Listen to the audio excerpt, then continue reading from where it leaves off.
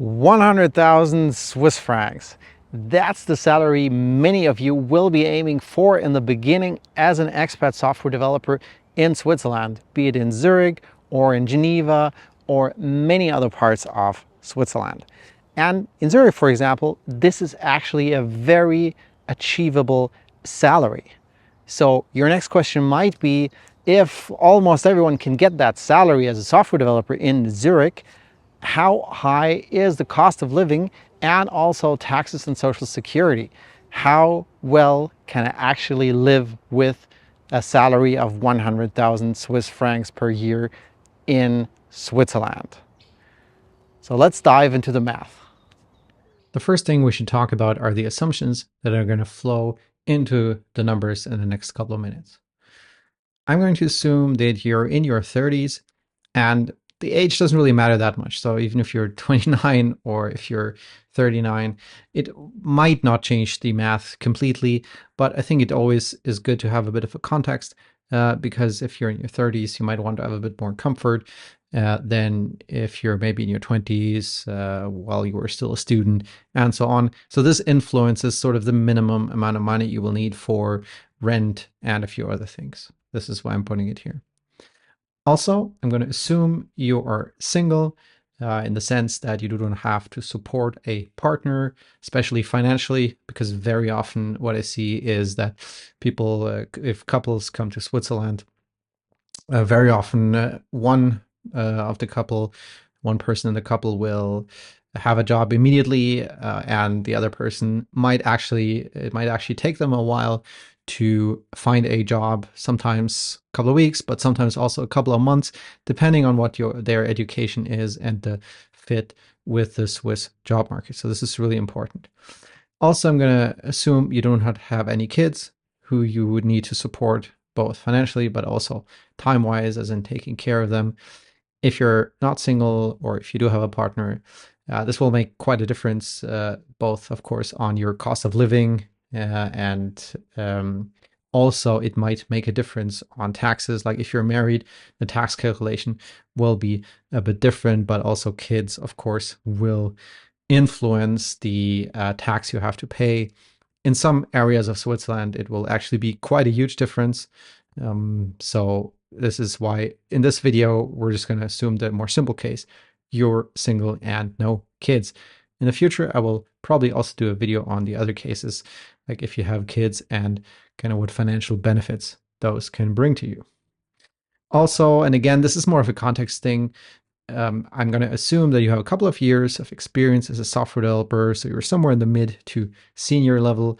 This, of course, doesn't really influence the cost of living you're going to have too much, but I think it's good to have this as sort of a context because obviously if you're a bit younger and a junior, you might accept a lower standard of living because maybe you just came out of school. Versus, of course, if you're more senior and maybe also a bit older, independent of whether you have kids or not, you might want to have a higher standard of living. At least I think that's valid for most people. And then finally, I'm going to assume that you both live and work in the city of Zurich. This is actually important for a number of reasons. The cost of living is quite dramatically different in different parts of Switzerland. Like even if you look at the map and if you're maybe coming from a very big country like the US or the UK or so Germany or France, then you might say, oh, Switzerland is so small, isn't it all the same? No, it's not. The cost of living is very different and also the taxes are very different. So while in some parts of Switzerland, you might actually have to pay comparatively high taxes on your income, and the same goes for corporate profits, by the way. In another part of Switzerland, it might be comparatively low. So this does actually play a huge difference. And then, of course, with the different tax rates and cost of living rates, the salaries would also be different. If you work in the city of Zurich, it doesn't necessarily mean that you have to live in the city of Zurich, but that's something that many people actually do in their first 1 or 2 years for convenience reasons. And also it just gives us a starting point for this calculation because the numbers might look a bit different if, for example, you work in Zurich, but you live somewhere a bit outside of Zurich, or maybe even in a different part of Switzerland, because maybe you only have to come to the office once a month or something, and then it's really not such an issue to take a train for an hour or two, but it might again affect the numbers. So just to keep it simple, we're going to assume you live and work in the city of Zurich. And of course, this is no tax advice. The next thing we're going to talk about is the net salary. You probably know this concept because pretty much every country in the world has the same concept where you get a certain gross salary, or as in the German-speaking part of Switzerland, it's called brutto salary. And then there are some deductions like tax, social security, and so on. And let's also assume that you get it paid out in 12 monthly rates, and that if there is a bonus, it's already part of that 100K, or there is no bonus, it doesn't really matter. But basically, it comes out to an effective salary of 100,000 Swiss francs per year with all the bonuses and so on included. So if you divide that by about 12, then it means you get 8,333 per month before taxes and social security.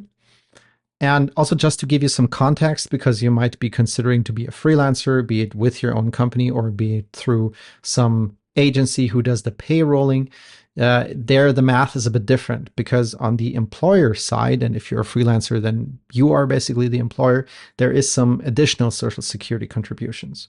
So if you have in order to have a gross salary of 100,000, your employer or your payroller, so as a freelancer, basically you yourself, you have to pay about 114,000. So you can also see it like this, like if you're a freelancer or you're working through some freelancing agency, then basically there's like those 14,000 are taken away on the employer side, and then there's the remaining 100,000 is the gross salary. And then from that gross salary, another share of taxes and social security is taken away. This is very, very important, because very often agencies who want to hire you as like a temporary contractor and so on, they don't make this quite transparent, or it might not be immediately clear to you. Just keep this in mind. There's like this additional, in this case, around 14%-ish that is taken away. And then, of course, again, I'm talking here a bit about the freelancer case. The total cost of employment is, of course, more. So if you have like 8,300-ish per month of gross salary, it's more like 11,000 overall for your employer, because you, as a freelancer, for example, you might need a computer, you might need some a desk in an office, you might need some business insurance, and so on.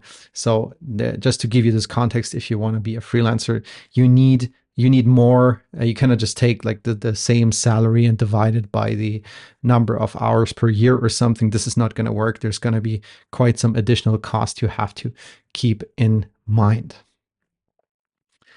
So let's start with the deductions that you definitely have in every case. The first one is the income tax. And again, I'm assuming here the city of Zurich. If you live somewhere else, then the tax might be a bit different, but it might also be drastically different. So for example, if you live more like in central Switzerland, you can actually save a lot on taxes and the deduction will be a lot lower. So you lose about 790 Swiss francs per month of pure income tax from your brutto salary. And then on top of that, there is social security, which is actually more. This is a common thing in Switzerland. Social security is often more expensive, basically, than the tax. So in this case, it would be around 1,200 Swiss francs per month that you're losing to various systems, like the first pillar of a pension and the second pillar and a few more, like unemployment insurance, things like these. So overall, that's a deduction of around 2,000 Swiss francs per month from your 8,300-ish. And it doesn't include health insurance yet. That's another deduction. So the net salary, and this is I intentionally wrote net salary after tax and social here, because net salary is a bit of a vague term. It's used quite differently in different European countries and even in Switzerland. So basically the salary you're getting after tax and social, but before health insurance, it's going to be around 6,350 Swiss francs, or around 76,000 Swiss francs per annum. So that's like a 24 deduction from your gross salary at this stage so far. Keep in mind that sometimes in Switzerland, when companies talk about net salary, it's actually a slightly different one. Specifically, it's the one where the social security is deducted, but the tax is not deducted. But this is only really applicable to people who've been living in Switzerland for 5 years or longer, or who are Swiss citizens, because there the system works slightly different. Just keep that in mind. Net salary, it always means something slightly different. So you got to be precise what you mean and be a bit more verbose about it. This was the first part of my video series on 100K in Zurich, your journey to earning this really nice software developer salary of 100,000 Swiss francs in Zurich, or of course also other parts of Switzerland, and especially on what that actually means in the end, how much you can still save at the end of the month. If you want to know the rest of the story, like how much you're going to spend on rent, food, and all the other necessities, see you in the next video.